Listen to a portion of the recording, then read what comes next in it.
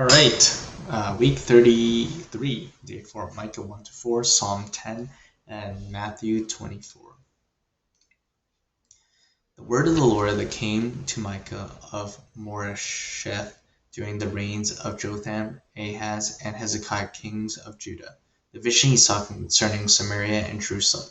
Hear, ye peoples, all of you, listen, earth and all who live in it, that the sovereign Lord may bear witness against you, the Lord from his holy temple. Look, the Lord is coming from his dwelling place. He comes down and treads on the heights of the earth. The mountains melt beneath him, and the valleys split apart, like wax before the fire, like fire rushing down a slope. All this is because of Jacob's transgression, because of the sins of the people of Israel. What is Jacob's transgression? Is it not Samaria? What is Judah's high place? Is it not Jerusalem? Therefore I will make Samaria a heap of rubble, a place for planting vineyards. I will pour out her stones into the valley and lay bare her foundations. All her idols will be broken to pieces. All her temple gifts will be burned with fire. I will destroy all her images. Since she gathered her gifts from the wages of prostitutes, as the wages of prostitutes they will again be used. Because of this I will weep and wail. I will go about barefoot and naked. I will howl like a jackal and moan like an owl. For Samaria's plague is incurable. It has spread to Judah. It has reached the very gate of my people, even to Jerusalem itself. Tell it not to Gath, weep not at all. In Beth Ophrah, roll in the dust. Pass by naked and in shame. You who live in Shaphir, those who live in Zanin will not come out. Beth Ezel is in mourning. It no longer protects you. Those who live in Marath writhe in pain, waiting for relief, because disasters come from the Lord. Even the gate of Jerusalem, you who live in Lachish, harness fast horses to the chariot. You are where the sin of daughter Zion began, for the transgression of Israel were found in you.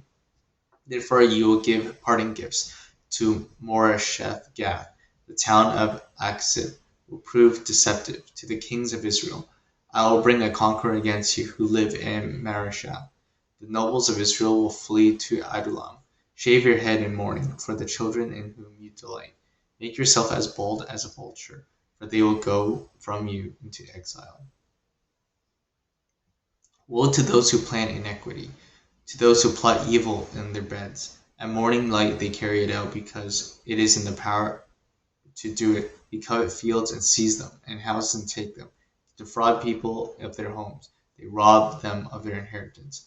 Therefore the Lord says, I am planning disaster against this people, from which you cannot save yourselves. You will no longer walk profoundly, for it will be a time of calamity.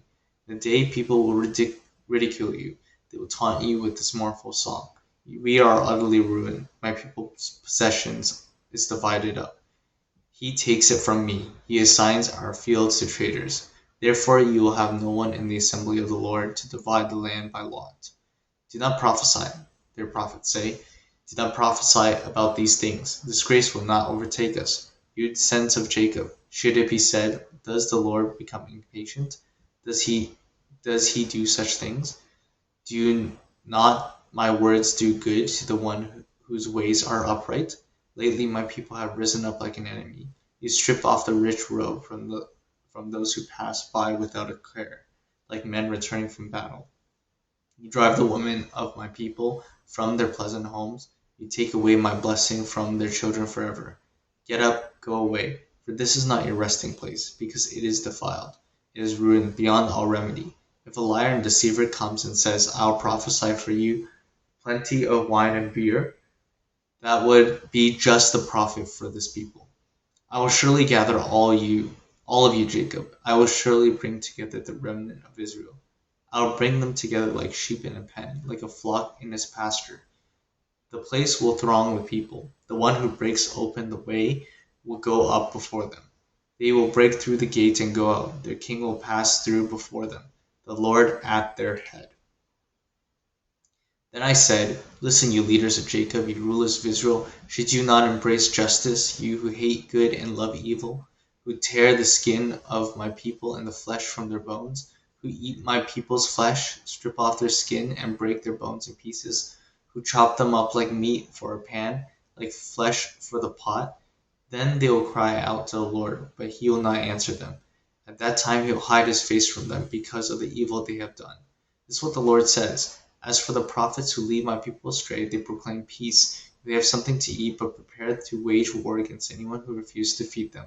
Therefore night will come over you without visions, and darkness without divination. The sun will set for the prophets, and the day will go dark for them.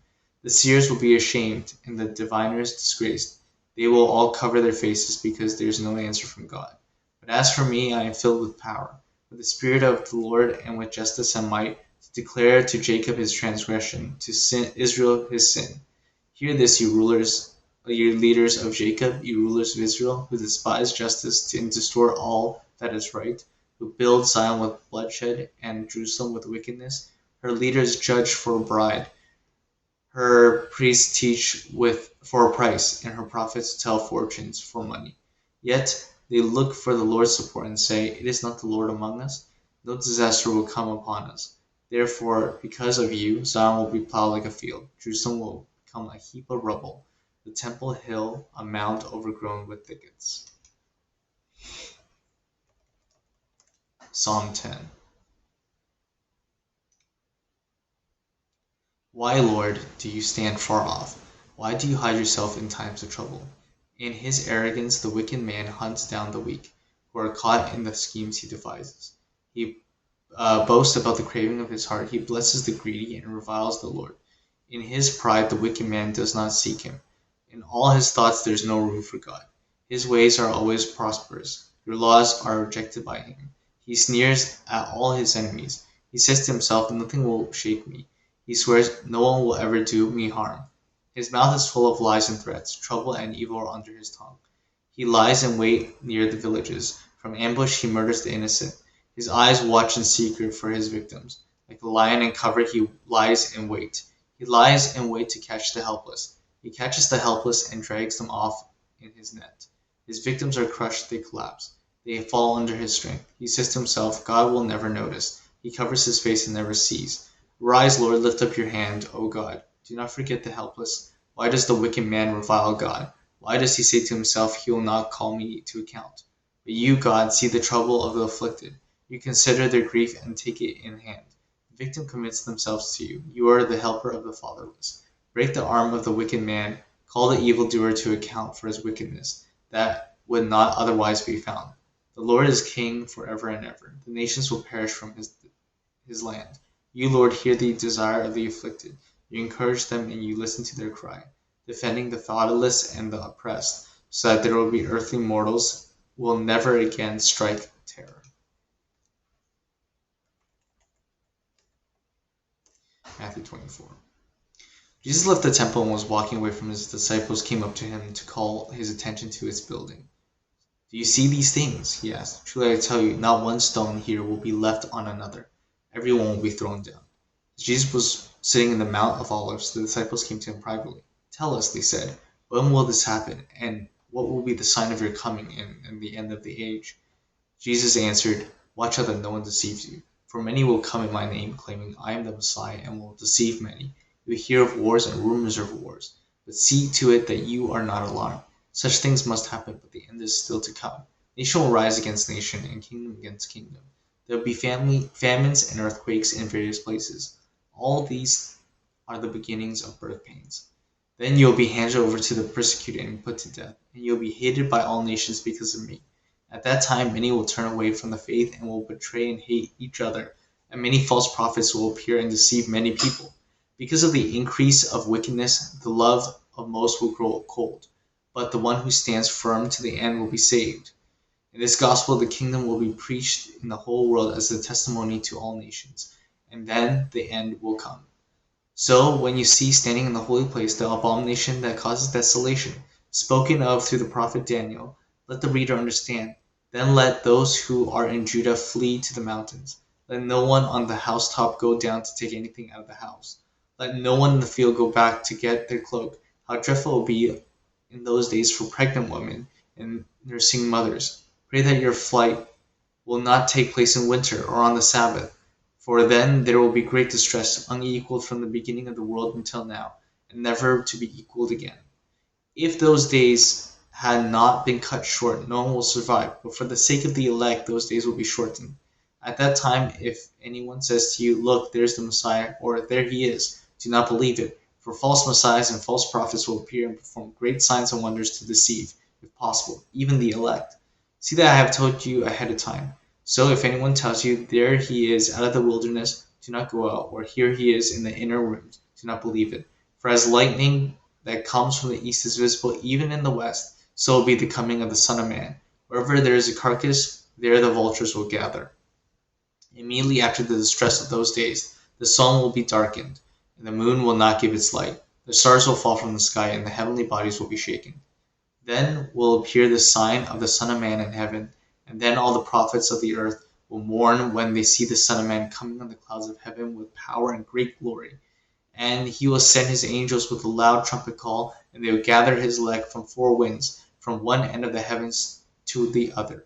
Now learn this lesson from the fig tree. As soon as its twigs get tender and leaves come out, you know that the summer is near. Even so, when you see all these things, you know that it is near, right at the door. Truly I tell you, this generation will certainly not pass away until all these things have happened. Heaven and earth will pass away, but my words will never pass away. But about the day or hour no one knows, not even the angels in heaven nor the Son, but only the Father. As it was in the days of Noah, so it will be in the coming of the Son of Man. For in the days before the flood, people were eating and drinking, marrying and giving in marriage, up to the day Noah entered the ark. And they knew nothing about what would happen until the flood came and took them all away. That is how it will be in the coming of the Son of Man. Two men will be in the field, one will be taken and the other left. Two will be grinding on a handmill, one will be taken and the other left. Therefore keep watch, because you do not know on what day your Lord will come. But understand this: if the owner of the house has known at what time of night the thief was coming, he would have kept watch and would not let his house be broken into. So you must also be ready, because the Son of Man will come at an hour when you do not expect him. Who then is the faithful and wise servant, whom the master has put in charge of the servants in his household, to give them their food at the proper time? It will be good for the servant whose master finds him doing so when he returns. Truly I tell you, he will put him in charge of all his possessions. But suppose that servant is wicked and says to himself, "My father is staying away a long time," and then he begins to beat his fellow servants and eat and drink with drunkards. The master of that servant will come on the day when he does not expect him, and on an hour he is not aware of. He will cut him into pieces and assign him a place with the hypocrites, where there will be weeping and gnashing